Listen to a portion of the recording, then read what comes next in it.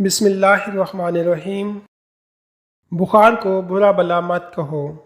حضرت جابر بن عبداللہ بیان کرتے ہیں کہ حضرت صائب یا حضرت المصیب کے پاس حضور اکرم صلی اللہ علیہ وآلہ وسلم تشریف لائے۔ آپ صلی اللہ علیہ وآلہ وسلم نے فرمایا، اے صائب، تم کیوں کانپ رہی ہو؟ انہوں نے عرض کیا، یا رسول اللہ، مجھے بخار ہے، اللہ تعالیٰ اس میں برکت نہ دے۔ آپ صلی اللہ علیہ وآلہ وسلم نے فرمایا، بخار کو برا بلا مت کہو، کیونکہ یہ بنی آدم کی خطاؤں کو اس طرح دور کرتا ہے جس طرح بھٹی لوہے کے زنگ کو دور کرتی ہے۔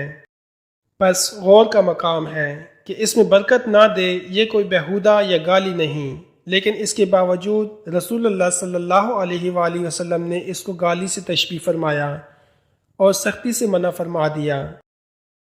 ہمارے دلوں میں ایمان کی کمزوری ہے کہ ہم بیماری میں بہت کچھ کہہ جاتے ہیں اور اللہ کی ذات پر گلے شکوے اور مرض کو گالی گلوچ اور برا بلا کہنا ہماری عادت بن چکی ہے، جو کہ حضور اکرم صلی اللہ علیہ وآلہ وسلم کے ارشادات کے سراسر خلاف ہے۔